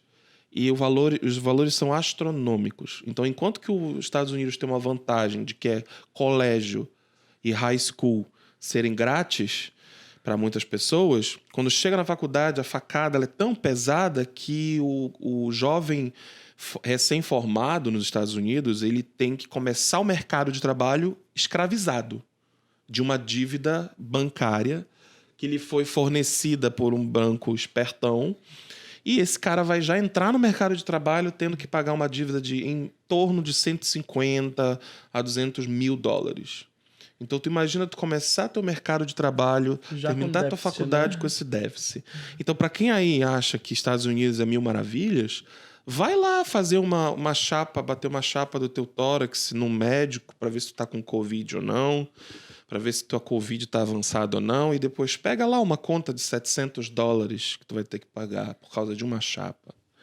E mais uma consulta, aí bate 1.500 dólares. E aí vai lá no SUS para ver se tu paga 1.500 dólares nisso. Sim, tem falhas e muitas. Sim, não é nem um pouco perfeito. Mas o nosso sistema, ele é, sim, motivo de orgulho no mundo. Com todas as dificuldades e problemas que ele tem, sim, e deve ser corrigido, questionado e cobrado. Mas em comparação com o que se apresenta em países que supostamente são muito superiores ao nosso, a gente tem aí um ponto que realmente é diferente comparado a eles. Cara, o que tu acha? Tem uma coisa que eu acho muito doida. Já engendrando tudo isso que tu tá falando, né? É que quanto menos se fala nas coisas, mais se fala. Tu entende esse movimento? Tu entende que o movimento de calar? Não. De não querer se falar nas coisas, mais se fala nas coisas. Por exemplo? Tipo assim, tu não chegava no almoço de domingo e não existia o assunto mamadeira de piroca na mesa. Saca? E de repente surge esse assunto pra cobrir esse assunto. Saca? Porque é um absurdo esse assunto. Mas se fala no termo mamadeira de piroca. Eu vou falar de um trabalho de uma professora que ela fez o doutorado dela aí numa escola que é cristã. E se fala muito de educação sexual na escola, né? Porque as pessoas pensam que educação sexual é ensinar a transar, né? Que é tosco isso. Que não só pensam, tá? Foi alimentado com materiais fake news para que as pessoas vejam, olha aqui a cartilha, tá aqui a cartilha. Para ensinar a ser gay. Quem fez essa cartilha? E é muito doido, sabe? Porque na escola que é cristã... Ensinar a ser gay é um termo muito interessante. Muito interessante. Nessa escola... Poxa, me ensinaram a vida inteira a ser hétero e não deu, não funcionou. Não funcionou, né? A gente viveu na heteronormatividade o tempo todo. Olha, o quanto, gente, só um parênteses. Quando eu ligo a televisão, o tanto de hétero que eu vejo, gente, não adiantou.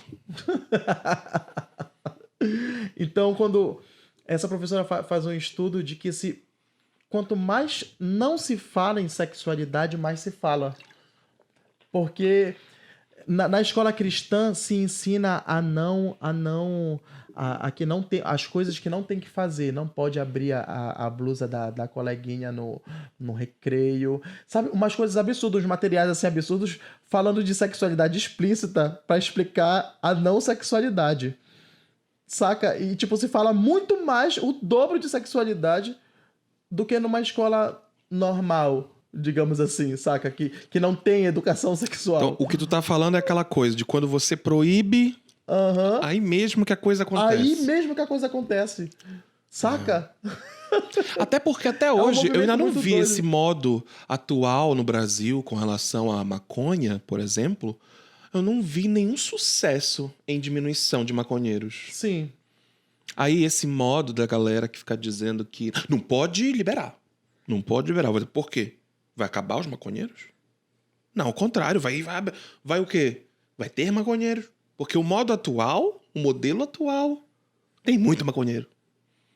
Então se o problema era esse, acho que foi mal sucedido a ideia. Cara, eu acho muito doido. Não é curioso? Eu conheço maconheiro que não quer que legalize a maconha.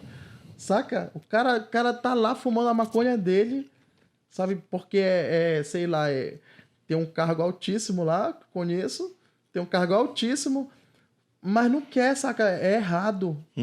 É errado legalizar, mas ele tá lá fumando a maconha dele. Eu acho mais irônico o cara que tá tomando a cervejinha, fumando o cigarrinho e dizendo isso. Não, acho que esse bando de maconheiro não pode liberar a maconha. Foi tomando uma cerveja, fumando um cigarrinho. Porra, cara. Muito doido. É isso aí. Isso aí. Vamos dar um breakzinho? Vamos. Vamos dar um breakzinho pra beber uma água, pra ir ao banheiro. Break. Aí a gente finaliza daqui a pouco o Beleza. nosso papo. Beleza. Matou o Carapanã. Para quem tá ouvindo isso ou assistindo isso e não sabe o que é Carapanã, eu vou te dar outras duas definições. Ou é muriçoca, se você é do Nordeste, ou é pernilongo, se você for do Sudeste, Sul. Eu não sei como é que é no Sul, se alguém tiver alguma outra nomenclatura. É mosquito, né? Mosquito eu acho genérico. O pernilongo é o Carapanã. É o Carapanã? Eu não sabia, cara. Não? Até ele tem as caixinhas, Tem. Quando ele vai pro Nordeste, ele é muriçoca, Ele é sabia? muriçoca. É mesmo? Aprendi com meus primos que moram em Fortaleza e eles Então, às vezes eles o esquecem. mosquito não é muriçoca. O mosquito é mosquito. É como se o mosquito fosse a Fiat e muriçoca fosse o Uno. Então é assim, o mosquito é o ser, né? É como se fosse cachorro é o nome e Doberman é uma raça. Só que no caso da muriçoca é apenas nomenclatura de regiões. Então, tipo assim, macaco, quando a gente olha macaco, macaco é o geral. E o orangotango não é macaco, é isso? Eu não sei, cara. Porque o orangotango não é macaco, o orangotango é orangotango. Eu não sei, eu não vou ser orangotangofóbico. Nem macacofóbico. O gorila é gorila. Nem gorilafóbico. Mas agora falando sério, a diferença é apenas o nome. Porque se você fala muriçoca no norte, ninguém entende direito. Mas é a mesma coisa. É um Carapanã, pra quem é daqui do norte. Carapanã. É um nome tão indígena, né? É muito bonito. Carapanã. O nome é bonito, a coisa não é nem um pouco. Eu acho muito bonito os nomes Carapanã. indígena. Tem um que o nome da rua aqui que eu não consigo falar direito. Muscuros do... Mundurucus. Acho muito bonita. Mundurucus, gente. Tupinambás. Tupinambás. Acarajés. Não, acarajés não Acarajés é uma comida como é o nome?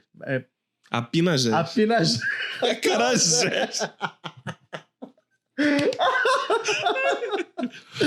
Apinagés. E você que é paulistano ou paulista em geral, saiba que seus nomes aí pelos interiores todos são todos indígenas também, inclusive as ruas. Tem rua Paissandu, Em São Paulo? Tem Rui Paysandu? Tem. Tem. Não sabia.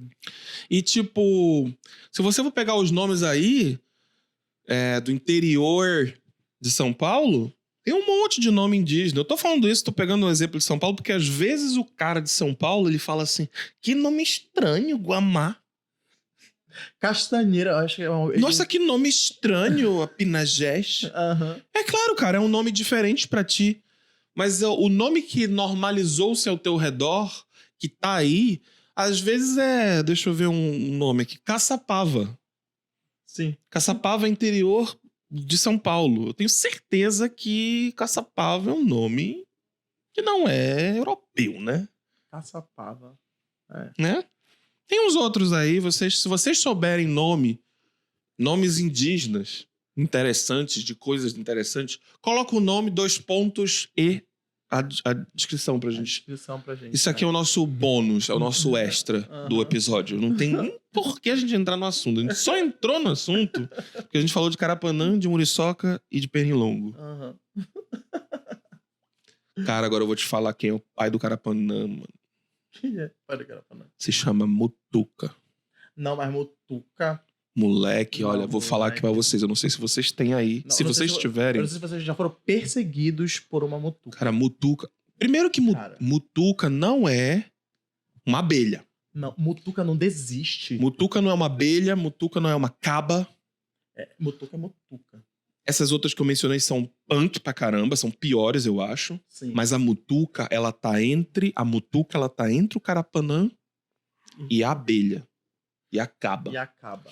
Porque é uma ferrada, Ferrada. uma picada, é uma picadura, Uma picadura muito da que escrota, dói pra caramba. que dói pra caralho. E tinha no sítio que eu cresci a vida inteira. Cara, lá em Mosqueiro, eu já fui perseguido por Mutuca. Cara, ela não desiste até te matar. Ela vai. Você é vai modo de atrás falar, ti. tá, gente? Ela não mata, mas... Ela vai atrás de ti, saca? Tu sai correndo, ela vai atrás de ti. Igual aquele desenho. Ela é enorme, né? Sabe? Igual aquele desenho do Pato Donald que a abelha vai já com Mutuca. aquela bunda dela assim pra ferrar, que vai atrás dele até o cacete. É assim. A Mutuca não desiste, cara. Não desiste. Cara, falou esse nome, Mutuca, me traz toda uma correria na infância nesse sítio. A gente tá na piscina, tinha piscina no sítio e tal, aí tinha 5, 6 primos, tudo brincando. Aí apareceu uma Mutuca. Todo mundo sai correndo. Todo mundo começa a fazer onda, a fazer água, pular pra ver se ela se afasta. E ela fica lá. Se desviando. É. Fazendo a Matrix lá, né? Nossa, ficava lá aqui, ó. brincando, porque ela é mais. Enfim, Mutuca. A gente voltou pra falar de Mutuca. De Mutuca de Carapanãs. Me conta aqui, só pra finalizar, só um pouquinho. Tá. Mais recentemente, vamos dizer, nessa última parte até agora da tua vida, com as produções e tudo mais, me conta um momento que foi especial pra ti no palco. Eu sei que podem ter vários, e podem ter vários distintos, por motivos distintos, alguns porque o projeto era muito difícil de ser executado, alguns porque tiveram muitas coisas difíceis de acontecer e acabou dando certo, enfim, pode ter vários motivos, mas assim, só pesca um, porque assim, eu vi o Erlon pela primeira vez atuando, ele era o Noki? Como era o nome? Noki no Encantados S.A. No Encantados. Fazia um garotinho. Que ele era o Pinóquio e ele se chamava Noki. Noki.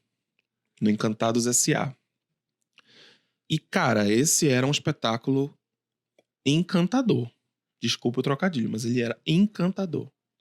Ele foi um espetáculo que as pessoas que eu arrastei para virem comigo nas diferentes montagens, nas diferentes versões, nas edições distintas, como a gente fala em livro, né? Edições, né?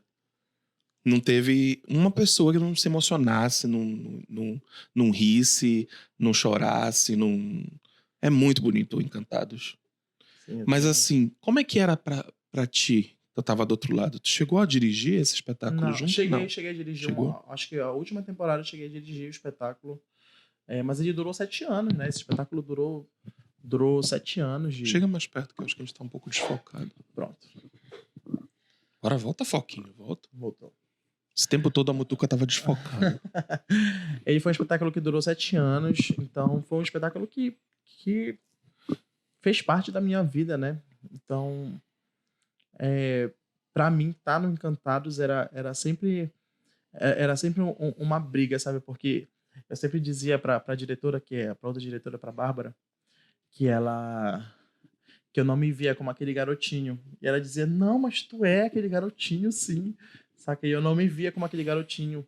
E aquilo sempre me incomodava muito.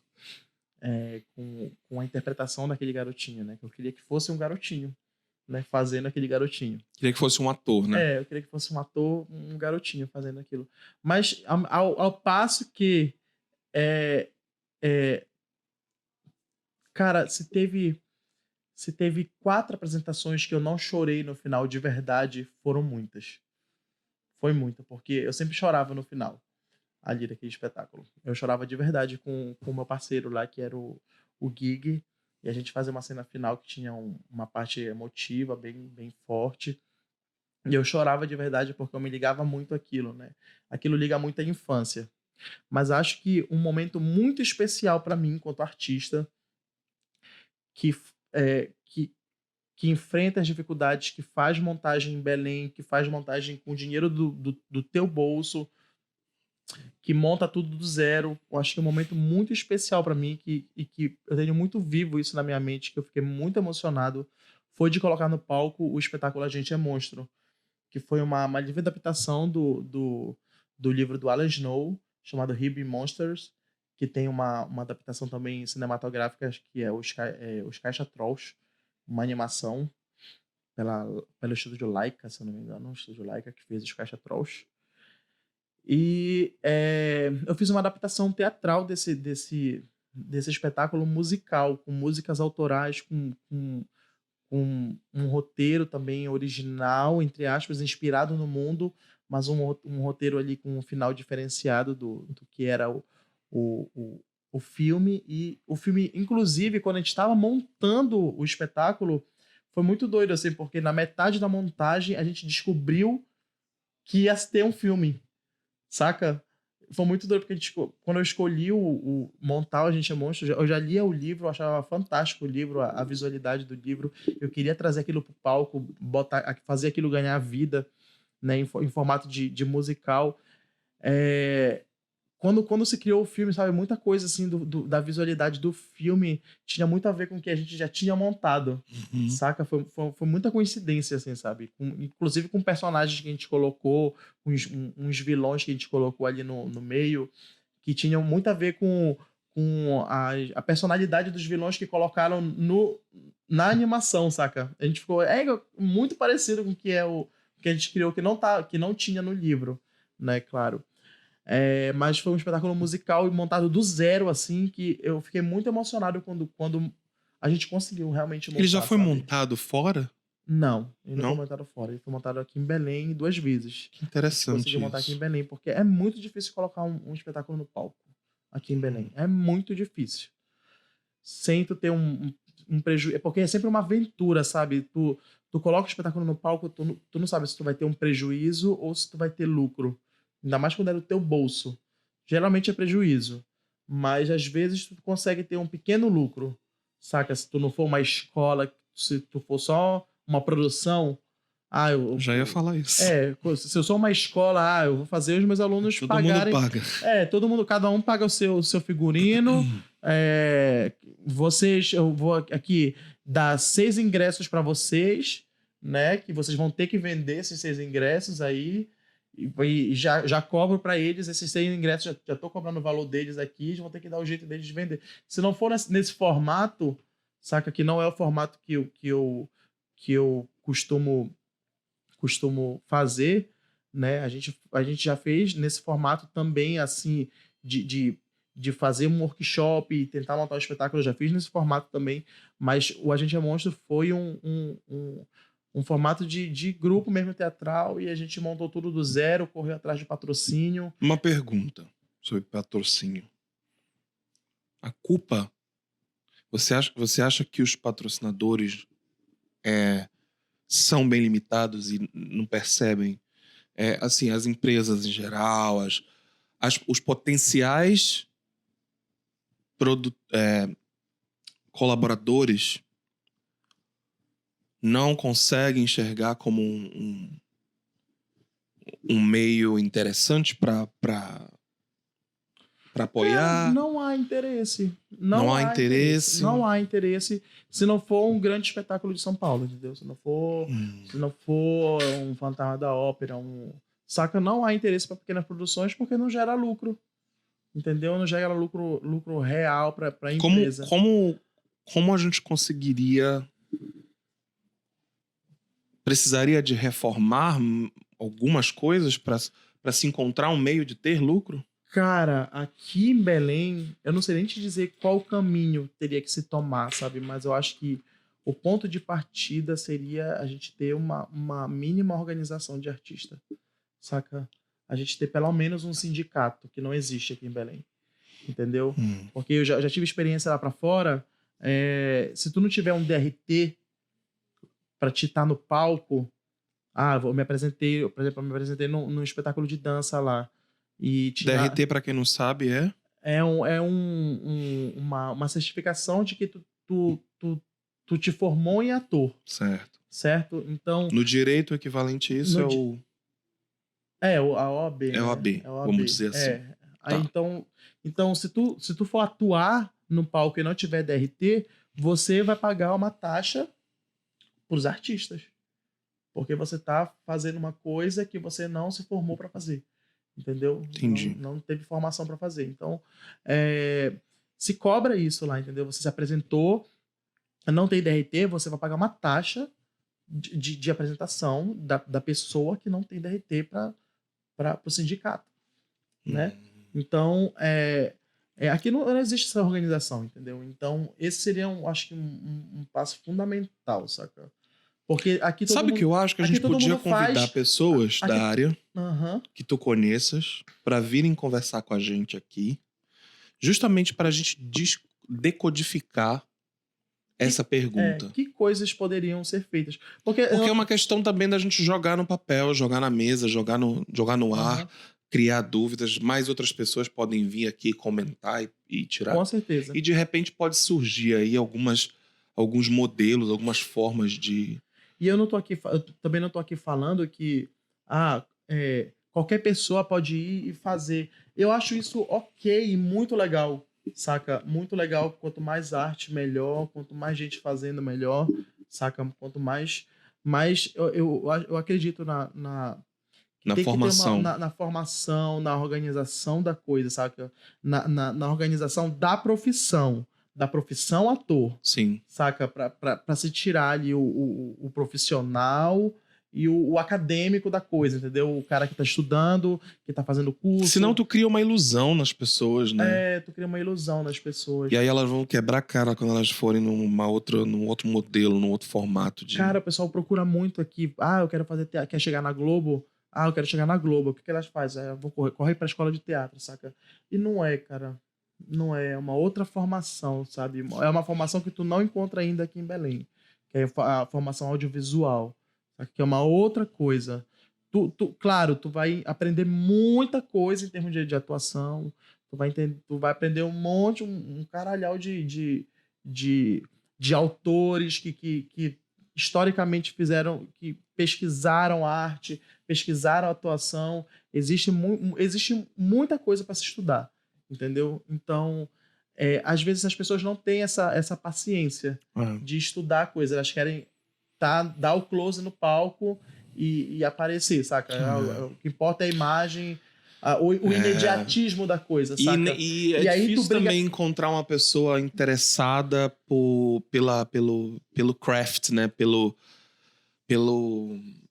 pela profissão e não pela fama da profissão. Pela fama da profissão. É difícil de encontrar não é difícil, existe muita gente. Mas é mais comum você mais encontrar comum. Aí, o que faz? Aí a pessoa vê, eu vou ter que estudar aqui, eu vou ter que ler livro, sabe? É um curso de ator e o cara acha que não vai ter que estudar, que ele vai chegar lá, vão colocar ele no palco com papel pra decorar. Ele pensava que era um curso de existência. Pra decorar, sabe? Eu acho que ele pensava isso, que ele ia ter que decorar um papel e ia lá pro palco lá das falas. Eu acho que o cara pensa, às vezes, eu sinto que o cara pensa que é isso, saca? Antes de conhecer o que é fazer teatro, sabe?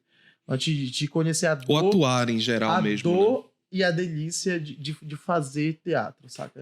Atuar. A gente passa uns exercícios que às vezes a gente passa mal, cara. Sabe? Às vezes experimentando coisas de pensadores, sabe? Que fazem a gente se esgotar emocionalmente, esgotar fisicamente, ter um esgotamento físico para poder tirar alguma coisa de atuação, saca? Tem um monte de experimento teatral, um monte de coisa nesse sentido.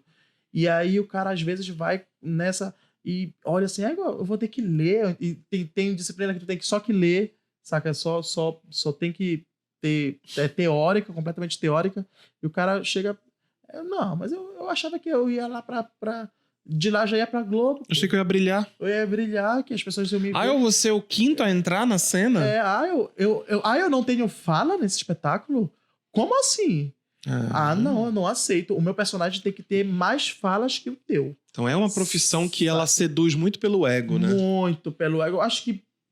E ela ilude muito pelo ego, né? 99%. Eu, inclusive, devo estar falando aqui com o meu ego completamente inflado, mas 99% de quem trabalha com isso é ego, cara. É ego. E tu vê, assim, às vezes, tu vê no movimento, como a gente já falou aqui, muito natural, sabe? Que um movimento que é natural, sabe? Esse ego, entre aspas, é uma coisa que não é maldade, não é maldoso, entendeu? Mas tem claro que tem alguns que são... Ambição e ego é uma linha bem tênue, né? Sim, é uma linha bem tênue. Você ter ambição, né? Buscar sucesso, às vezes é mal visto. Eu acho que existe um valor maravilhoso nisso, sem dúvida. Com certeza, sem dúvida. Agora, tem uma linha tênue ali entre destruir o outro para ter sucesso e não construir a minha carreira. Cara, eu já tive né? num espetáculo, muito doido isso, eu já tive num espetáculo que a gente tava montando e tal, e aí o diretor falou assim, não, a gente vai tirar tal música porque não vai encaixar legal essa música na história que a gente tá... Era um espetáculo que era uma costura de vários musicais e a gente tava montando isso. E aí eu tava como ator lá, né, com outros atores, com outras pessoas que estavam também iniciando e pessoas que já estavam fazendo. E aí o diretor falou assim, a gente vai cortar essa música aqui porque ela não tá legal aqui nesse momento. E eu acho melhor tirar. Cara, teve uma atriz que teve um piti enorme. Não pode tirar essa música porque eu comprei uma bota pra dançar essa música. Se tirar essa música... eu vou ficar muito chateado, eu vou sair desse espetáculo, porque eu já comprei a bota pra dançar essa música. Tu acredita nisso? Aí fica todo mundo assim, sabe? Oi? Sabe? A bota dela é mais importante que a história que a gente vai contar. Quem mandou ela comprar a bota? Saca? Exatamente. Exatamente isso. Esse é o ponto, saca? Comprava a bota na véspera. Né? Ou então eu comprava calada. Vou comprar essa bota aqui, se rolar nesse espetáculo, tudo bem. Se não, eu faço Moulin Rouge depois. Acertei? Saca, não. Isso é muito legal se acertasse. Você respondia assim... Inclusive ela era a Cristina Aguilera. Dentro do espetáculo. Não é verdade, tá, gente? Não era Moulin Rouge. Mas, enfim, são esse tipo de... essas pequenas coisas que a gente esbarra, saca, no meio teatral. Eu acho que, voltando na nossa conversa lá também, da fotografia, rola muito disso, saca? Rola muito disso. Rola do cara fazer, por exemplo, assim, o Marcelo, ele entrou... eu já tô aqui um tempão fazendo, sabe? Tentando criar uma metodologia, porque eu não gosto de trabalhar com metodologia, né? Eu gosto de sentir, quando eu tô dando aula de teatro, eu gosto de sentir a turma e ver o que eles precisam. Aí eu puxo no meu arcabouço teórico coisas que vão facilitar as dificuldades que eu vejo que o aluno tá. Entendeu? Então, quando eu dou um curso de atuação, sabe, que a gente vai ter uma montagenzinha no final, eu gosto de sentir primeiro a turma, depois eu trago Pra tu perceber os pontos fortes deles, né? os pontos fracos dele. Tá faltando aqui. Então, vou trazer algum exercício de Augusto Boal, vou trazer Stanislavski, vou trazer algum pensador para poder ele trabalhar isso daqui, entendeu? Aí tá, eu tenho todo esse trabalho, aí o Marcelo fez esse curso que eu dei. Amanhã, o Marcelo já é arte educador. Ele já coloca no bio do Insta dele. Na bio do Insta dele. Isso Marcelo... acontece como fotógrafo. Comprei uma câmera ontem. Exatamente. Amanhã o Marcelo já é arte educador, já tá lá na bio dele. Você comprou a câmera ontem, não bota fotógrafo na bio, fica feio. Aí aparece arte educador. Senão eu vou comprar um bisturi amanhã e depois de amanhã eu vou estar operando. Já muda já pra ator oficial. Meu Deus! No Instagram. Marcelo Lobo Oficial. Aí no outro dia, na semana seguinte, já tá dando curso com as mesmas coisas que tu deu, saca? Ensinando as mesmas coisas que tu deu, sem ter a preocupação de sentir se aquela turma precisava daquele tipo de exercício. Ele pulou do como é que é?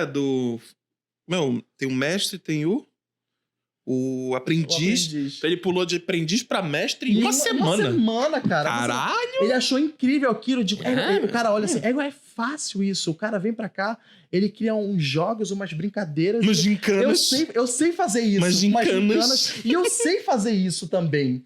Aí, saca, na outra semana... Atuar não é gincanas, viu? Saca, rola muito disso aqui em Belém, sabe? E eu acho que aí vem a importância de se ter um sindicato. Saca? De se ter um sindicato onde a gente consiga separar quem é professor, quem ensina, quem tá trabalhando com isso, quem tá estudando isso, quem tá pesquisando isso, saca? Porque senão generaliza e aí vira uma cagada, sabe? Uma cagada de coisa... Não que isso não seja bom pro mercado, porque, enfim, não vou nem falar de mercado, não vou nem entrar nesse mérito, mas vira uma cagada, sabe? Seria interessante a gente conversar com alguém que entendesse de mercado nisso aí. Sim. Porque a gente cresce muito quando a gente senta com pessoas que a gente não faz ideia, às vezes, daquilo que a pessoa faz, ou do que ela produz, ou do que ela conhece. Assim a gente expande, né? A gente só expande quando a gente vai por essa área. Foi maravilhoso, Erlon. Mais um episódio que a gente concluiu. Como é que tu sentiu? Foi muito bom. Foi legal? Eu tava falando aqui no nosso break, né? Que dura 1 segundo. Já menos 1 segundo. Tava falando que eu queria falar onde eu queria chegar, né? Que eu queria muito falar aqui nesse episódio de modos de vida. E eu tô muito feliz de falar isso e externalizar isso, entendeu? Tava engasgado. Tava engasgado. Eu queria falar de modos de vida, até porque, como eu disse, eu sempre tava em lugares onde eu não consigo me encaixar, saca? E aí tu demoraste e fizeste algumas terapias pra perceber que tudo bem. Que tudo bem. Ser assim, que isso não é estar perdido. Isso não é estar perdido, sabe? É o contrário, isso é ser único, né? É ser único, e eu tô ali num espaço de invenção, saca? Eu tô ali num espaço vazio, porque às vezes a gente tá cheio de coisas e não tem mais espaço pra inventar, saca? E eu gosto de estar no espaço vazio pra inventar coisas novas. Eu penso assim com a vida, saca? Eu gosto de inventar coisas novas. E aí, era isso que eu queria externalizar. E eu fiquei muito feliz de falar de tudo isso, né? E é isso, gente. Valeu. Até a próxima. Depois vai ter uma vinheta aí, ó. Tchá, tchá, tchá, tchá, tchá, tchau. Mentira. Não vai ter vinheta. Seria legal a gente criar uma vinheta escrita assim: não tem vinheta. Não tem vinheta. Ou então, insira uma vinheta.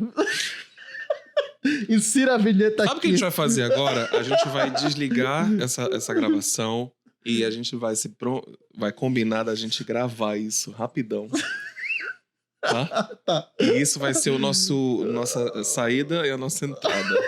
Bora fazer? Bora. Tive essa ideia agora. Tchau, gente. Tchau, gente. Valeu. Valeu.